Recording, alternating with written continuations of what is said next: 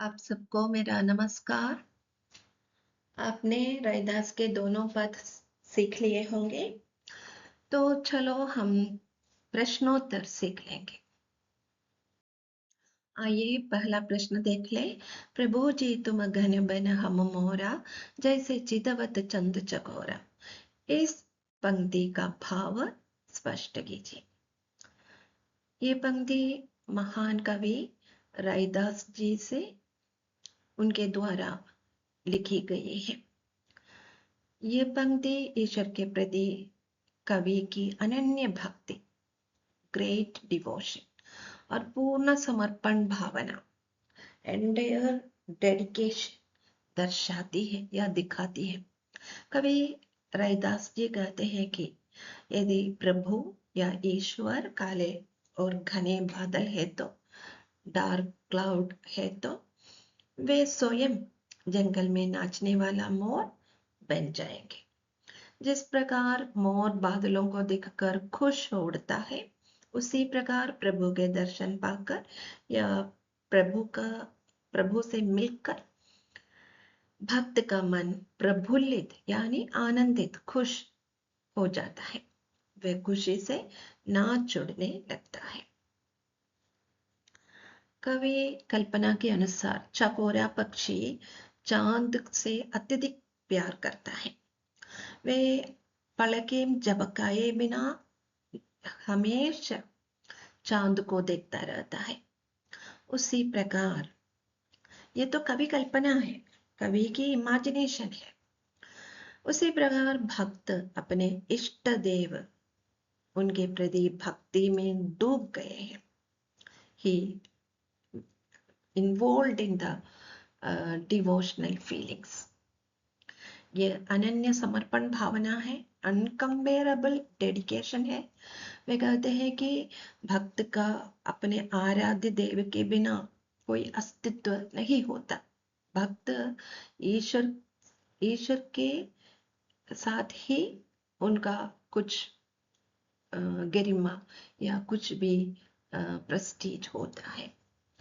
वो खुद को ईश्वर के प्रेम में पूरी तरह लीन महसूस करता है या अनुभव करता है। भक्त का एग्जिस्टेंस ईश्वर के साथ ही हो जाएगा। यह प्रश्न दूसरे पद से लिया गया है। तीर्थ भरत न करो अंदेशा, तो मेरे चरण कमल एक भरोसा। पहले ही हमने व्याख्या में सीख ली है। इस पंक्ति में भक्त या कवि रैदास जी व्यक्त करता है कि बाहरी धार्मिक कर्म कांड, धार्मिक बाह्य आडंबर या धार्मिक दिखावा, वो क्या क्या है कि तीर्थ स्थानों की यात्रा करना, व्रत लेना, उपवास करना, इन सब की उन्हें कोई चिंता नहीं है। क्योंकि वे ईश्वर को सर्वव्यापी मानते हैं। ईश्वर को पाने के लिए इन सब की आवश्यकता, इन साधनों, इन चीजों की आवश्यकता नहीं लगती उन्हें, क्योंकि उन्हें भगवान के चरण कमलों में वे अपने आप को अर्पित किया है। उन्होंने वे अपने आप ईश्वर भक्ति के लिए पूर्ण रूप से समर्पित करते हैं। भक्ति के लिए भक्त सच्चा सहारा और मोक्ष का मार्ग, एटर्नल पीस, मोक्ष का मार्ग ईश्वर की शरण पर आना है।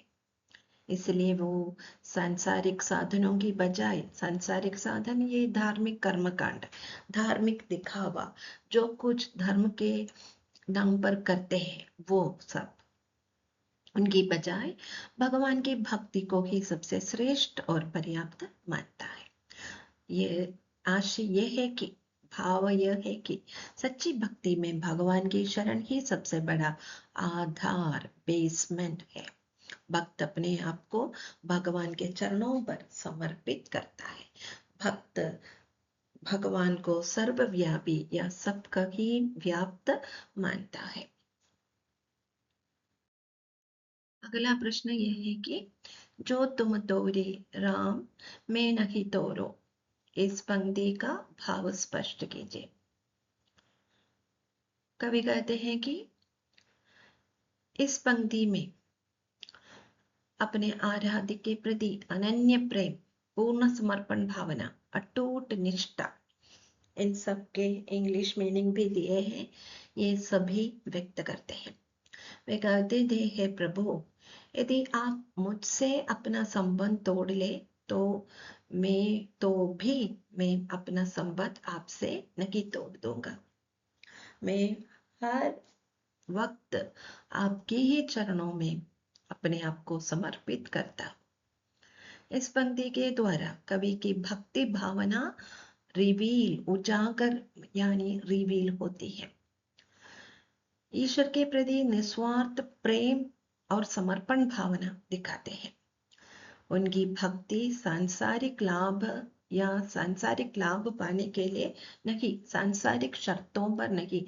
अगर ईश्वर मुझे ये दे तो मैं ईश्वर पर विश्वास करूंगा, या ईश्वर से मुझे कुछ लाभ पाना है, ऐसा कुछ नहीं। सच्ची भक्ति वही है जो परिस्थितियों पर निर्भर ना हो। It does not depend on any situation.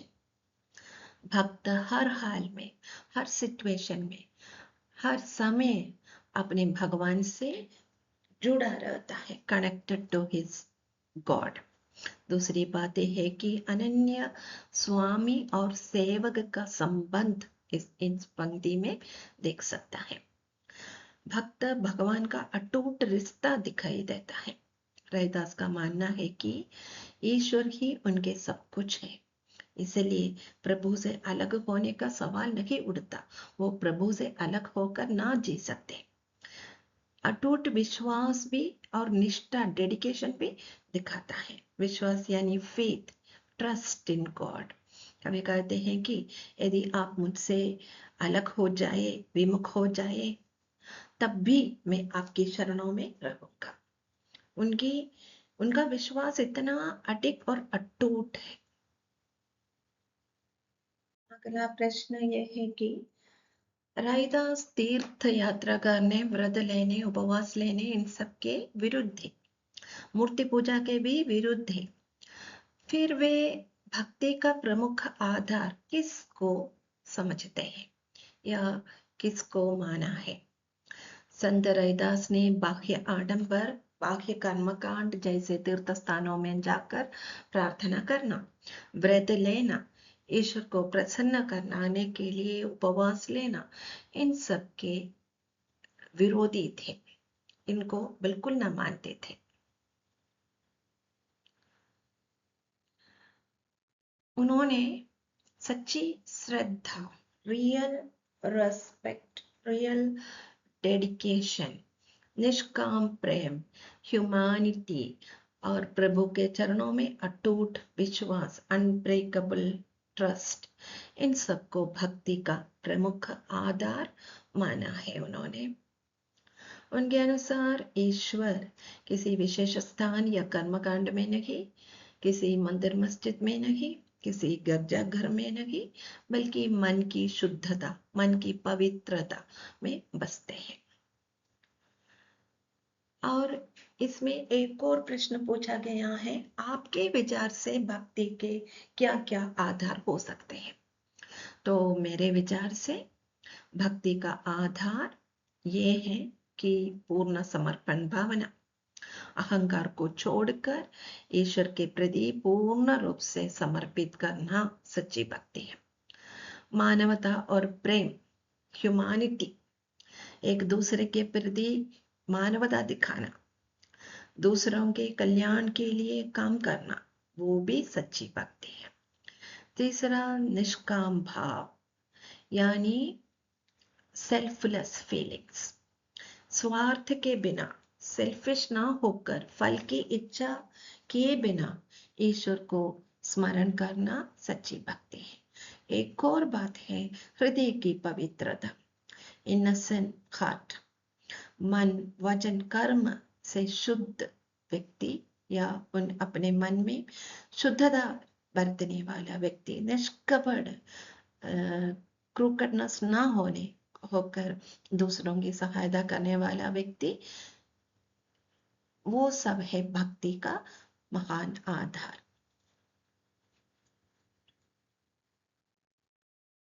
Raidas के 2 पद दिए गए हैं।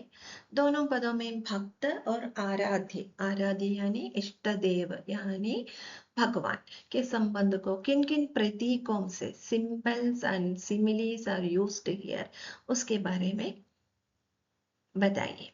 उपमा यानी सिमिलीज। कबीर रैदास जी के द्वारा रचित दोनों पदों में भक्त और भगवान के बीच अटूट संबंध, अनन्य, अनकम्पेरेबल, अनब्रेकेबल और डेडिकेटेड रिलेशनशिप के बारे में कहा गया है। उनको दिखाने के लिए विभिन्न प्रतीक और उपमाओं का प्रयोग भी किया गया है। पहले पद में आप जानते हैं ईश्वर को चंदन और भक्त पानी, कई उपमाएं दी गई हैं। घन और मोरा, चांद और चकोरा, दीपक और बत्ती, सोना और सुहागा। जिस प्रकार पानी में चंदन मिलाने से उनकी सुगंध पानी के हर कण में समा जाती है, उसी प्रकार भक्त के तन मन में प्रभु की भक्ति रम जाती है। फिर काले बादलों को देखकर मोर आनंदित होकर नाचने लगता है, वैसे ही भक्त का मन ईश्वर के दर्शन पाकर खुश हो उठता है। वैसे ही चकोरा पक्षी अपने पलके झपकाए बिना चंद्रमा को या चांद को देखता रहता है, उसी तरह भक्त अपने आराध्य को देखना पसंद करते हैं। दीपक रात भर जलकर प्रकाश फैलाता है, उसी प्रकार वैसे ही भक्त रूपी बत्ती चारों ओर प्रकाश देता है। दूसरे पद में भक्त और भगवान के अनन्य स्वामी सेवक, मास्टर एंड सर्वेंट, ऐसा संबंध दिखाया है। अगला प्रश्न एक वैल्यू बेस्ड प्रश्न है। वैल्यू बेस्ड क्वेश्चन, तीर्थ यात्रा करना, व्रत लेना, उपवास करना आदि के स्थान पर, आदि की जगह रैदास ने संपूर्ण मन से, पूरे मन से, निष्काम भाव से या निस्वार्थ मन से, सेल्फिश ना होकर ईश्वर पर भरोसा लगाने को प्रधानता दी है। भक्ति काल के दूसरे कवि कबीरदास जी भी इसी प्रकार निर्गुण निराकार ईश्वर पर भक्ति लगाने पर बल दिया था। इसके कारण तत्कालीन सामाजिक व्यवस्था थी, क्योंकि आइए उत्तर देखें। कबीरदास जी, रैदास जी दोनों भक्ति काल के कवि हैं। दोस era was known as devotional era। भक्ति की प्रमुखता या प्रधानता दी जाती थी उन दिनों, लेकिन समाज में एक ऐसी व्यवस्थिति आ गई कि कास्ट के नाम पर डिस्क्रिमिनेशन, घोर जातिगत डिस्क्रिमिनेशन, कास्ट के आधार पर अनटचेबिलिटी, आइडल वर्शिप करना, इन सब से समाज जकड़ा हुआ था। It was strongly tightened with all these religious rituals। धार्मिक आडंबर मतलब religious rituals। People were blindly doing all these religious rituals, क्योंकि भक्ति आंदोलन पूरे भारत में चल रहा था। लोग, समाज के सभी लोग मूर्ति पूजा करते, रोजे नमाज लेते, नमाज पढ़ते, रोजे लेते, तीर्थ यात्रा करते थे, और तिलक लगाना, शरीर पर या माथे पर तिलक लगाना, माला जपना, ये सब बाहरी दिखावे थे। मन में बुराई थी, लेकिन इस प्रकार बाहरी दिखावे, शो ऑफ करना at the extreme limit, it was at the extreme limit। तो कवियों ने सोचा लोगों को समझाना चाहिए कि ये सब दिखावा करना नहीं, ईश्वर पूजा, वर्शिपिंग गॉड इस तरह दिखावा करना नहीं, बल्कि निस्वार्थ भाव से ईश्वर पर मन लगाना ही इम्पोर्टेंट है। इसलिए कबीरदास, रैदास जैसे कवियों ने स्पष्ट किया, क्लियरली कन्विंस द पीपल, कि उनको समझाया कि ईश्वर किसी मंदिर में या मूर्ति में कैद या क्लोज्ड नहीं है। ईश्वर किसी मूर्ति में क्लोज्ड नहीं है, किसी मंदिर मस्जिद में या गिरजा घर में क्लोज्ड नहीं है, कैद नहीं है। वो तो सर्वव्यापी है, सब कहीं ईश्वर की छाया रहती है, ईश्वर की कृपा रहती है। मानवता से मानवता दिखाओ, एक दूसरे को प्यार के बिना झगड़ा करके ईश्वर पर भक्ति लगाने से, भक्ति दिखाने से क्या फायदा है। पूरा पूरा समय प्रार्थना करते हैं, माला जपते हैं, फिर तीर्थ यात्रा के लिए भी जाते हैं, लेकिन एक दूसरे से झगड़ा करते हैं, दूसरे रिलीजियन को मारते हैं। यही सच्ची भक्ति नहीं है। आंतरिक प्रेम, एक दूसरे के प्रति प्रेम करना, प्यार करना, मानवता दिखाना, यानी शोइंग ह्यूमैनिटी, पवित्र आचरण, प्योर बिहेवियर एंड मैनर्स, यही सच्ची भक्ति है। इस तरह मन लगाना ईश्वर पर। धर्म और भक्ति के नाम पर होने वाले सभी दिखावापन को दूर करो, फिर समाज में भाईचारे या ब्रदरहुड की भावना पैदा करो। संत कवियों ने कहा कि ईश्वर किसी मूर्ति में निहित या कैद नहीं है। बाहर आवो, बाहरी दिखावा छोड़ो और पूरे मन से, सच्चा मन ही ईश्वर देख रहा है। आपका दिखावा ईश्वर नहीं देखते, फिर क्या है, आपका मन देखने वाला है ईश्वर। मन में बुराई है तो ये सब मूर्ति पूजा, फिर तीर्थ यात्रा, व्रत, उपवास, इन सब की कोई इंपॉर्टेंस नहीं। इसी कारण कवियों ने एक नया रास्ता बनाया।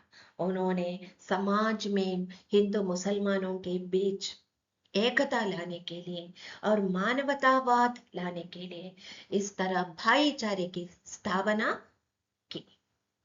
जाति और धर्म के नाम पर भेदभाव करना, झगड़ा करना, ये सब इंसान ने बनाया था।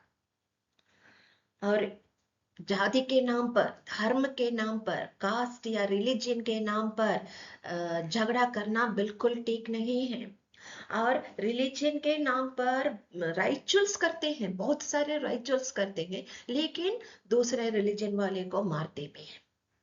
तो लोगों में आपसी प्रेम को बढ़ावा देने के लिए उन्होंने इस तरह मूर्ति पूजा, व्रत, माला जपना, इन सब का विरोध किया। सच्ची बात है ना। आशा है कि आपने समझ लिया होगा। देखिए, अंतिम प्रश्न मैंने यह दिया गया है कि कविता की कुछ विशेषताएं दी गई है। उन विशेषताओं को पढ़कर आप ऐसी पंक्ति कविता में से चुनकर लिखिए। सो पहली विशेषता ये है कि अनन्य भक्ति भावना, अनकंपेरेबल डिवोशनल फीलिंग्स। वो तो दूसरे पद फर्स्ट लाइन में मिलते हैं कि ईश्वर, अगर तुम मुझसे अलग हो जाए, फिर भी मैं तो तुमसे अलग ना हो जाऊंगा। वही लाइन है। दूसरा, सरल भाषा, लोकधर्मी भाषा, वो तो कोई भी लाइन लिखो वो ठीक है। ऐसी लाल तुझ बिनु कौन करे, इस प्रकार के लाइन। इसका मतलब, या ईश्वर चंदन है और भक्त पानी है, कोई भी लाइन, वो तो लोक भाषा, लोक धर्मी भाषा का प्रयोग किया है। बहुत सिंपल लैंग्वेज, व्यावहारिक व्रज भाषा, उन दिनों लोगों ने जिस भाषा का प्रयोग किया है वही भाषा। उपमा और तुलना, कंपैरिजन और फिगर ऑफ डिवाइसेस, वो तो उपमा, सिमिलीज मेटाफर जैसे चंदन और पानी कई कंपैरिजन दिए हैं। लयात्मकता और गेयता, म्यूजिकल और रिदमिक, वो the combination of music and rhythm, वो तो राइमिंग वर्ड्स आर हियर। सभी में रैदास के सभी पंक्तियों में rhyming words, at the end of the line rhyming words we will get. एक ही लाइन मैंने इधर दिया है, सबके पकड़ तुम्हारी आशा, मन कर्म वचन कहे रैदासा। दृढ़ निष्ठा यानी स्ट्रॉन्ग डेडिकेशन और अफेक्शन ऑफ गॉड। जो तुम तोरी राम मैं नहीं तोरा, तुम सो तोरी कवन संजोरी, जहां जहां जाओ वहीं तुम्हारी पूजा करूंगा। इस तरह की लाइंस, ईश्वर सर्वव्यापी है और मूर्ति पूजा करके तीर्थ स्थान में जाकर ईश्वर पूजा करने की जरूरत नहीं। ईश्वर सब कहे है, जहां भी तुम जाओ वहां ईश्वर की पूजा करो। आशा है कि आपने ये सभी प्रश्नों को समझ लिया है। अगर पसंद आए तो देखें, लाइक करें, शेयर करें, सब्सक्राइब करना ना भूलिएगा। धन्यवाद।